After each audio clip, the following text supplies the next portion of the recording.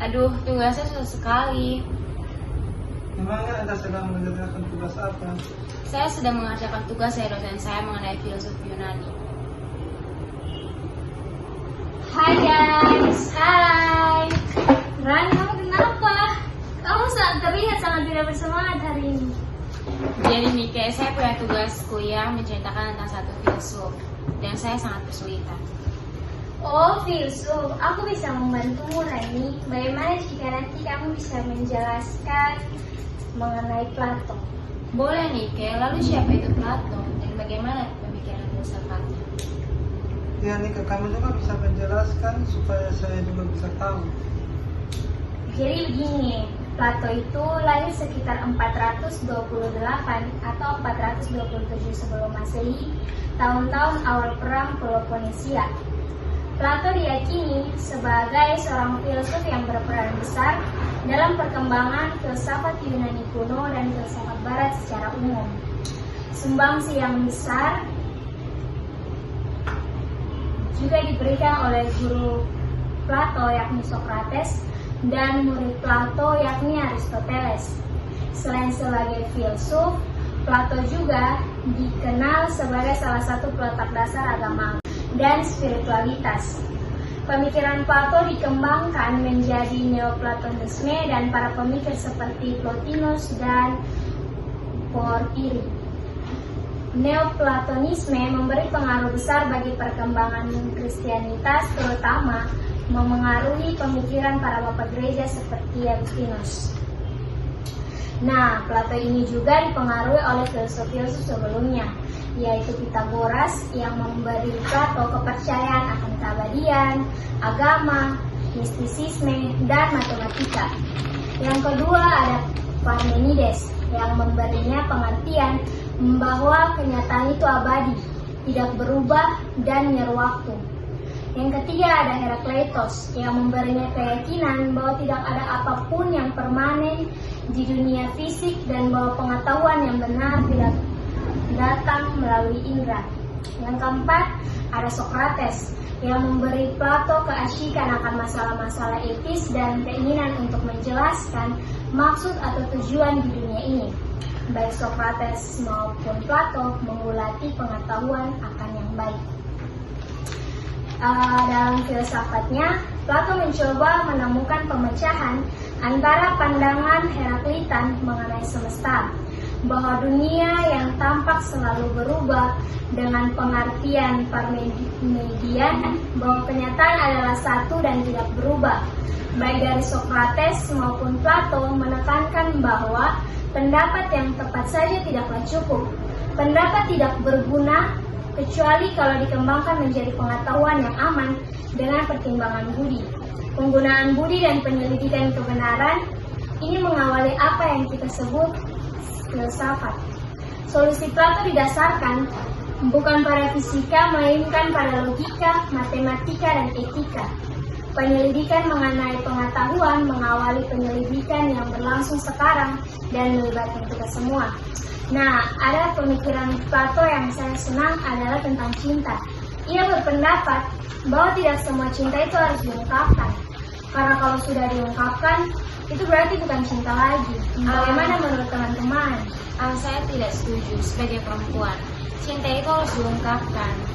Kalau laki-laki tidak mengungkapkan cinta, bagaimana kita bisa mengetahui kalau dia mencintai kita? Atau mungkin dari sisi laki-laki banyak yang tidak diungkapkan karena takut ditolak. Tapi tidak ada salahnya untuk mencoba kan? Kalau tidak mencoba, bagaimana kita bisa mengetahui hasilnya? Nah, itu makanya kita harus bisa melihat semua alasan dari dua sisi. Belajar dari sisi laki-laki dan juga dari sisi perempuan, bahwa memang ada cinta yang harus diungkapkan, tapi ada juga cinta yang tidak bisa diungkapkan. Semua tergantung mental laki-laki yang nembak sih.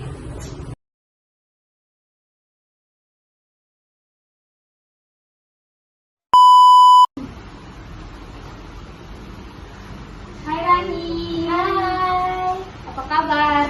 Baik.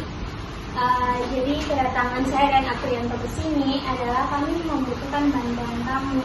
Waktu itu kamu bilang kalau salah satu filsuf yang kamu suka adalah Socrates.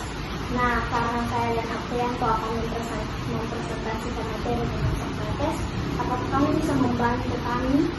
Oh, tentu saja bisa. Jadi, Socrates adalah salah satu filsuf dari Yunani yang merupakan salah satu figur paling penting dalam tradisi filosofi Barat. Bahkan, bagi sebagian pengikut Barat, Socrates dianggap sebagai filsuf pertama dan disebut sebagai bapak filosofi.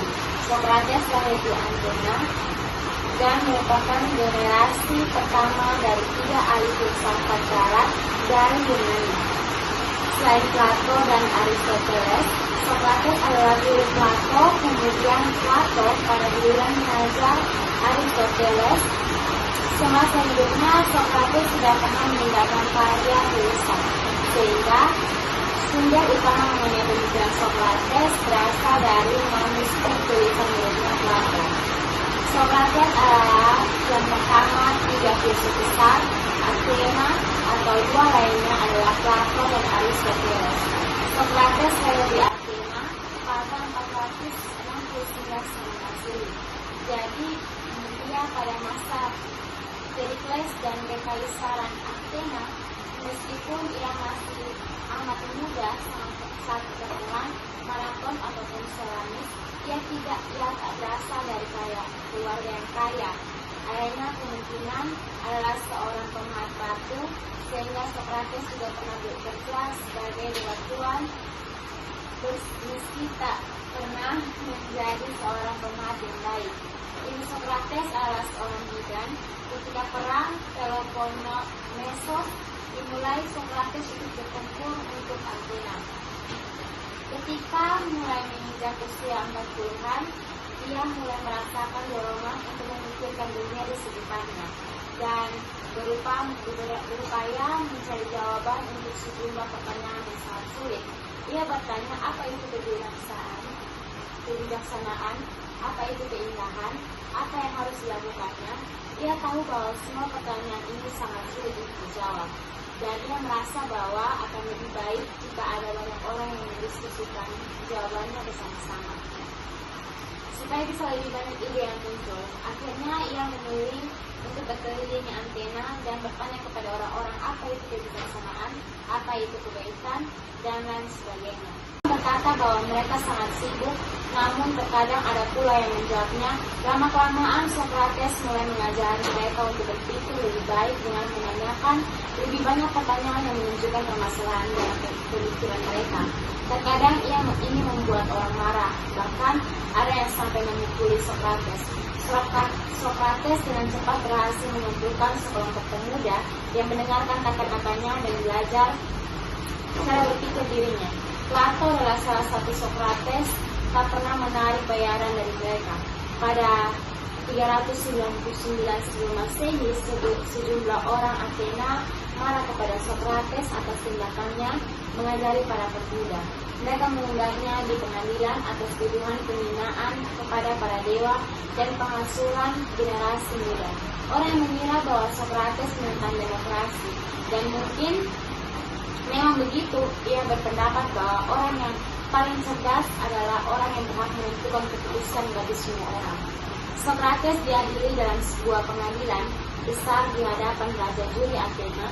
Ia kemudian divonis bersalah dan dijatuhi hukuman mati. Socrates menjalani hukumannya dengan minum racun. Socrates tak pernah menuliskan gagasan-gagasannya semasa hidup. Namun setelah meninggal, muridnya Plato menuliskan beberapa perkataan Socrates. Nah, jadi itu yang bisa saya bantu. Terima kasih, Rani. Iya, sama-sama.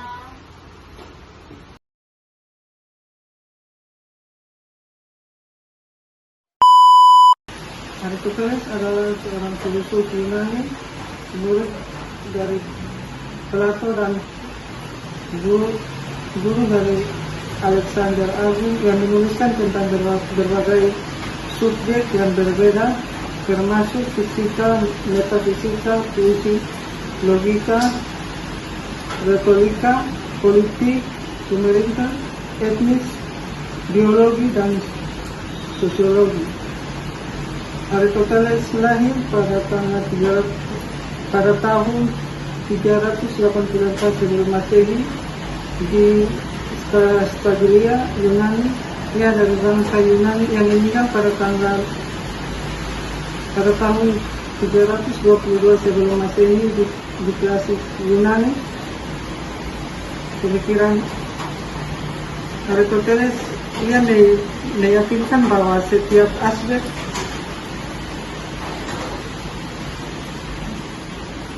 aspek kehidupan manusia dapat dijadikan sebagai objek pemikiran dan analisis. Ia menekankan bahwa alam semesta tidak dikendalikan secara kebetulan oleh sihir ataupun kehendak dewa semata, melainkan diatur oleh hukum-hukum rasional. Menurut pemikiran Aristoteles tentang filsafat pendidikan Aristoteles, agar orang bisa hidup baik, maka ia harus mendapat pendidikan. Pendidikan bukanlah soal akal semata-mata, melainkan soal memberi bimbingan kepada perasaan-perasaan yang lebih tinggi, yaitu akal, guna mengatur nafsu-nafsu.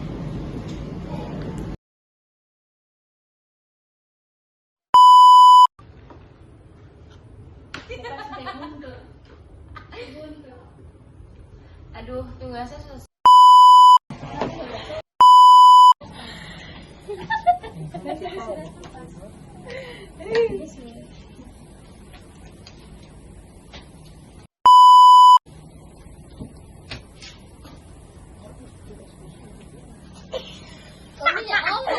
Beda ya om, dasar diam dulu.